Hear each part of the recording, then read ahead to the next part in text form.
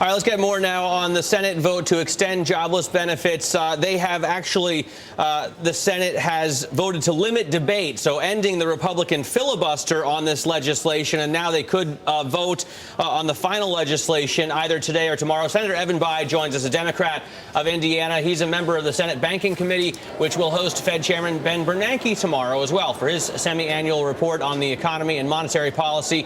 He also chairs a subcommittee that held a hearing this morning on how banking regulators here and also abroad can coordinate rules to avoid another global credit crisis. So, Senator, welcome to the show. A lot on your plate. We appreciate you spending a couple of minutes with us. Let's talk first about the unemployment benefits. How key is this? You know, a lot of people have been saying this is one thing that we definitely need to do as far as stimulus for this economy.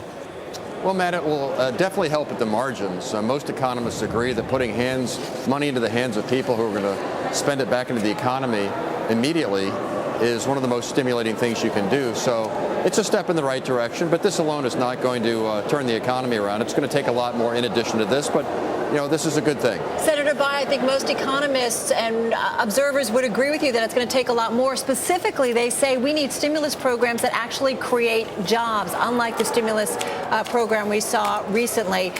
What can we do to push that forward and actually create more jobs among the unemployed? You know, Carol, I'd like to see us focus on the private sector and give incentives to businesses, small and large, to unleash some of the $2 trillion in capital they currently have in reserve. Give them incentives to start deploying that into new plant, new equipment, new hiring.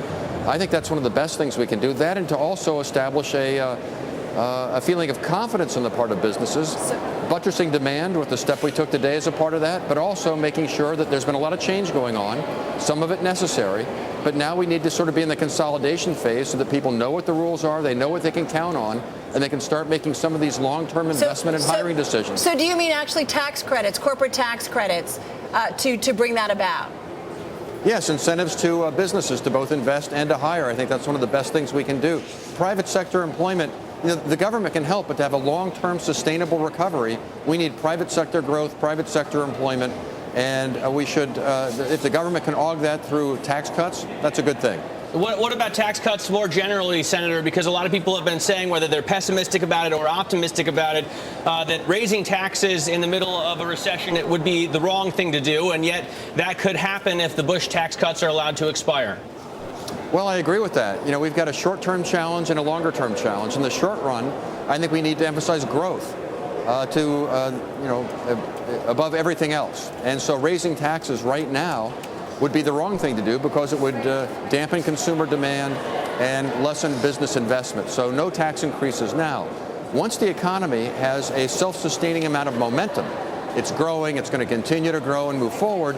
At that point, we need to pivot and start addressing the deficit, which is unsustainable and itself will dampen growth in the longer term. You can just look at Europe to see that. So right now, growth, no tax increases.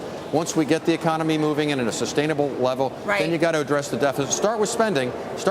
There may need to be some revenue there as well. Senator Bayh, got 30 seconds. Tomorrow, Fed Chairman Ben Bernanke goes before you guys. Lots to ask him about.